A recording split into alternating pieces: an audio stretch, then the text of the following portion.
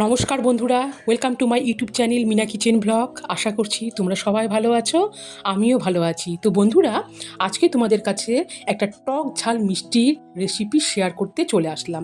হ্যাঁ বন্ধুরা, এটা হচ্ছে আমড়ার চাটনি। তাহলে চলো বন্ধুরা, তোমরা দেখতে থাকো এই রেসিপিটা আমি কিভাবে করছি। তো দেখো বন্ধুরা, সবার প্রথমে আমি একটি পাত্রে জল নিয়েছি। এইবারে এই জলে আমড়াগুলোকে ভালো করে ধুয়ে নিব। তো দেখো বন্ধুরা, ধুতে ধুতে আমি এখন আমড়ার মধ্যে যে বোটাগুলো আছে সে বোটাগুলিকে ছুটিয়ে নিচ্ছি। এই দেখো। আর এদিকে আমি দেখো বন্ধুরা কড়াই বসিয়ে দিয়েছি। সবার প্রথমে আমি একটা মশলা, গুঁড়ো মশলা তৈরি করব। তো দেখো বন্ধুরা, এখানে আমি 4-5টার মতো শুকনো লঙ্কা দিয়ে দিয়েছি। এরপরে দেখো বন্ধুরা, শুকনো লঙ্কা হালকা ফ্রাই হওয়ার পর দিয়ে দিচ্ছি গোটা মৌরি, দিয়ে দিচ্ছি গোটা জিরে। এরপরে আমি দেখো বন্ধুরা নাড়িয়ে নিচ্ছি।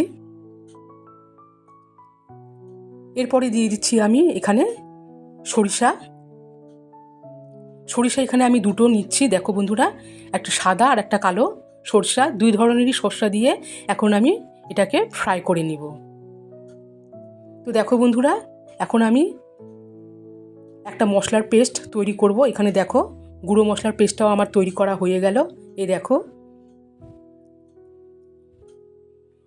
এরপরে দেখো বন্ধুরা, ওভেনে আমি কড়াই বসিয়ে দিয়েছি।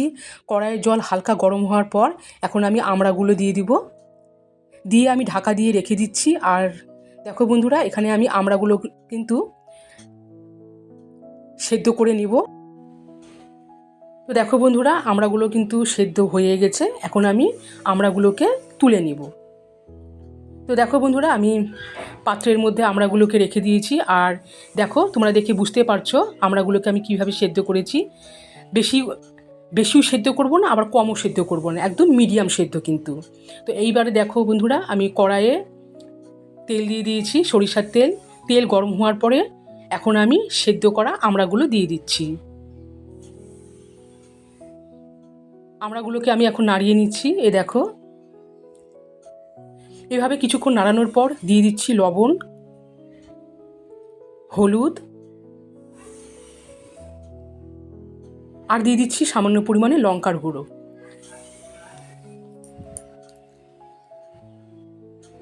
লবণ, হলুদ আর লঙ্কার গুঁড়ো দিয়ে এখন নাড়িয়ে নিচ্ছি।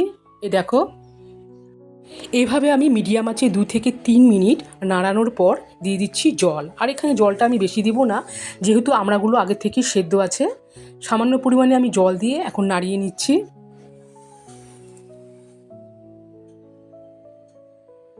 কিছুক্ষণ ফোটানোর পর আমি দিয়ে দিলাম চিনি,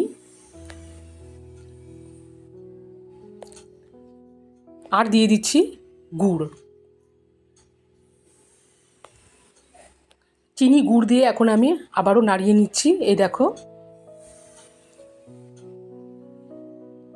তো দেখো বন্ধুরা, তোমরা দেখে বুঝতে পারছো গুড়গুলো কিন্তু বেশ সুন্দর গলে গেছে। আর আমি নাড়াতে নাড়াতে আমড়াগুলোকে কিন্তু আস্তে আস্তে করে এগুলো ভেঙে দিয়েছি। দেখো, তোমরা দেখে বুঝতে পারছো। এরপরে এখন দেখো বন্ধুরা, চাটনিটা কিন্তু রেডি। এবারে নামানোর আগে আমি দিয়ে দিচ্ছি আগে থেকে তৈরি করা গুঁড়ো মশলা। গুঁড়ো মশলা দিয়ে আমি হালকা করে এখন নাড়িয়ে নিচ্ছি। এ দেখো। আর ওভেনের আঁচটাকেও কিন্তু আমি কমিয়ে দিয়েছি।